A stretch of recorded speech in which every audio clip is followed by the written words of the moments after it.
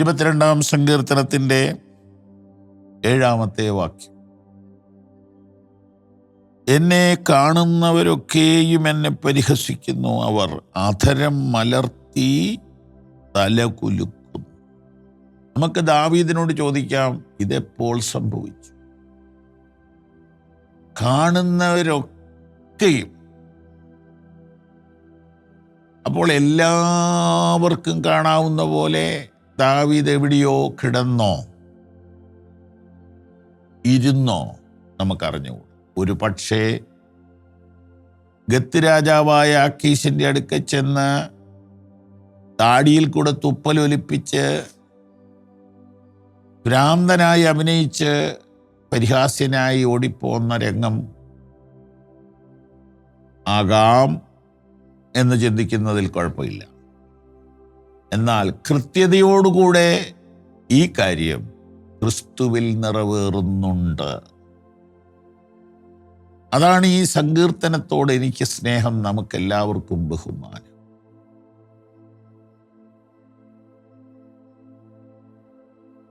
എന്നെ കാണുന്നവരൊക്കെയും എന്നെ പരിഹസിക്കുന്നു.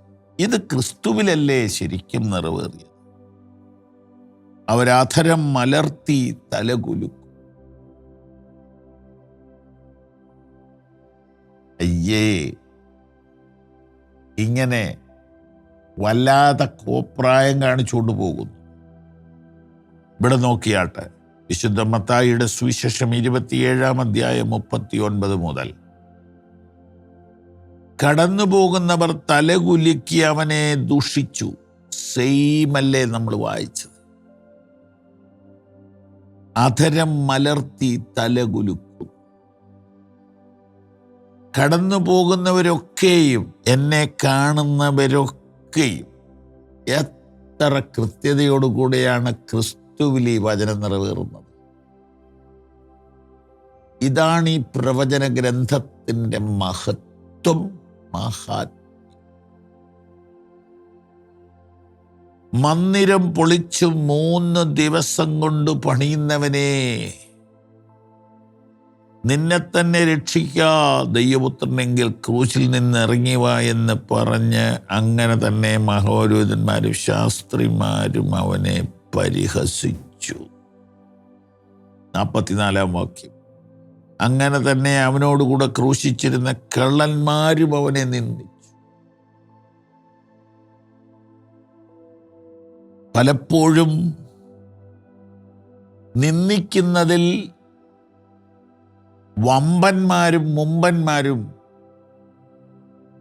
കള്ളന്മാർ തന്നെ. ഓരോരുത്തരുടെ തനി നിറമാണ് അവരുടെ വാക്കുകളിലൂടെ പുറത്തു വരുന്നത്. മറ്റുള്ളവരെ നിന്ദിക്കുവാൻ എന്തൊരു ജാഗ്രതയാണ് ഈ കള്ളന്മാർക്ക്! ഒരു നന്മയെങ്കിലും അവരിലുണ്ടായിരുന്നെങ്കിൽ അവരെ ഇങ്ങനെ തൂക്കിലിടുവോ? അവരവിടെ കിടന്ന് വേദനയിൽ പുളയുമ്പോഴും മറ്റുള്ളവരെ ദുഷിക്കാൻ അവർക്ക് ഒരു ബുദ്ധിമുട്ടുമില്ല. ദുഷിക്കൽ ഒരു സ്വഭാവമായി മാറിപ്പോയിരിക്കും.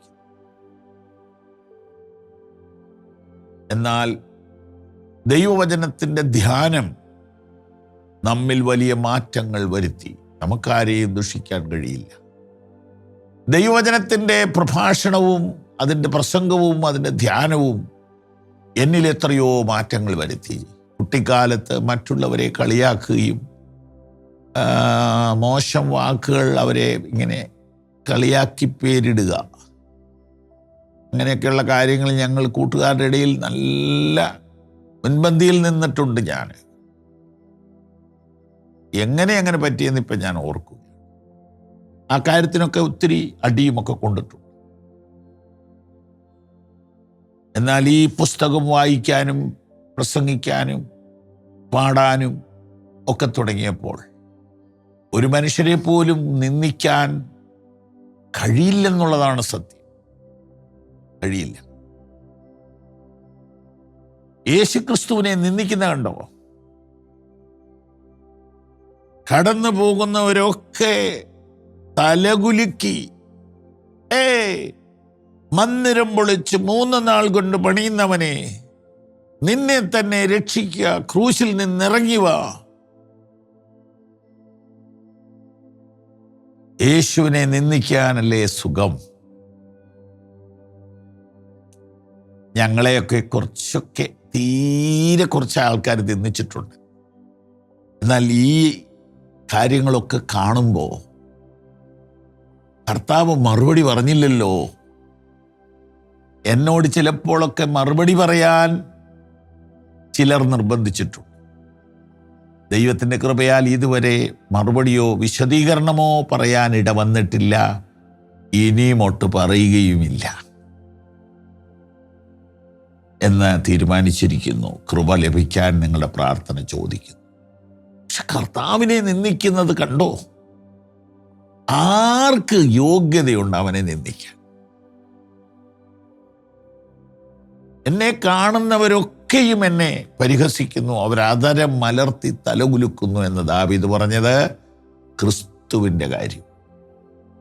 മഹാപുരോഹിതന്മാർ നിന്ദിച്ചു, ഇടത്തും വലത്തും കിടന്ന കള്ളന്മാർ നിന്ദിച്ചു, പടയാളികൾ നിന്ദിച്ചു, വഴിയെ പോണവർ നിന്ദിച്ചു. വഴിയെ പോണവരെന്ന് പറഞ്ഞാൽ ഒരു ബന്ധു അവർക്ക് ഈ വിഷയത്തിൽ, അവരും നിന്ദിക്കുകയാണ്. എന്ത് രസമല്ലേ? ലോകത്തിലെ ഏറ്റവും രസമുള്ള കാര്യം ഏതാണ്? മാന്യന്മാരെ നിന്ദിക്കുക. വെള്ള വസ്ത്രത്തിലാകുമ്പം ചെളി വാരി എറിഞ്ഞാൽ പെട്ടെന്ന് വിജയിക്കാം. എന്നാൽ കളർ ഷർട്ടിൽ ചെളി വാരി എറിഞ്ഞാൽ ഒത്തിരി എറിയണം. വെള്ള ഷർട്ടിൽ ഇച്ചിരി എറിഞ്ഞാൽ മതി. നിന്ന സഹിച്ച കർത്താവേ, അങ്ങയെ പിൻപറ്റുവാൻ ഞങ്ങൾക്ക് അധികം കൃപ തരണമേ. ഞങ്ങൾക്ക് വേണ്ടി നിന്നയും അപമാനവും സഹിച്ച യേശുവേ, അങ്ങേക്ക് വേണ്ടി അല്പമൊക്കെ സഹിക്കാൻ ഞങ്ങൾക്ക് കൃപ തരണമേ. യേശു ക്രിസ്തുവിൻ നാമത്തിൽ തന്നെ. ആമേൻ.